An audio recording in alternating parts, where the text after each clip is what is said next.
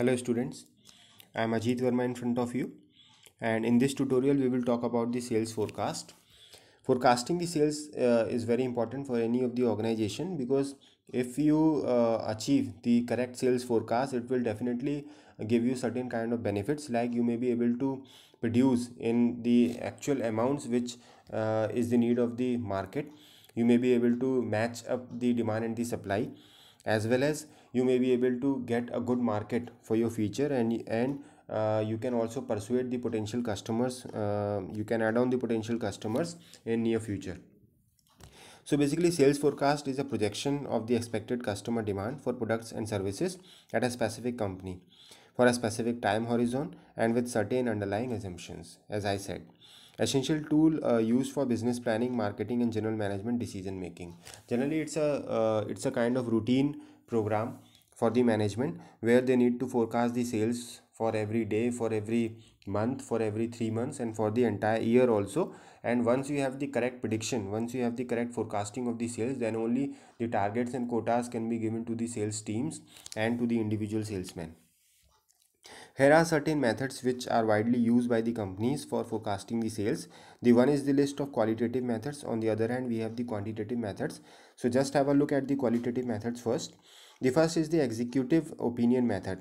See, the name suggests you qualitative. Here, the qualitative aspects are taken by the company, and the company generally avoid the statistical kind of research for the company for forecasting the sales, because there may be certain reasons, like there may be less of time and the company may not be having the exact resources to predict the sales. So that's why they go for the qualitative kind of approach.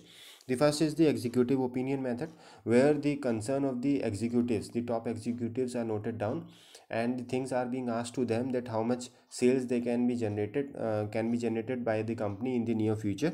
So their opinion matters a lot, and whosoever the executives are, the opinions of each and every executive, it is taken by the company.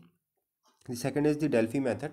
In the Delphi method, you have the group of people sitting together, and a series of questionnaire will be filled by the people on that aspect, and every round of questionnaire will be given with the answers, and they will be shared by the people also. So with several rounds of these questioning, cross questioning, and getting the answers, the nearest sale assumption or the sales forecast can be reached by the company. The third is the Salesforce composite method. Salesforce composite method, as the name suggests you, that the people who are actually working in the market, their ideas can also be taken, their forecast can also be taken by the company, and the company compositely try to correlate the things, that how much they are predicting the company sales in the near future. The last is the survey of buyer's intention. These are also taken by the company, because the ultimate buyer can also suggest you that whether he is willing to take the company's product or not.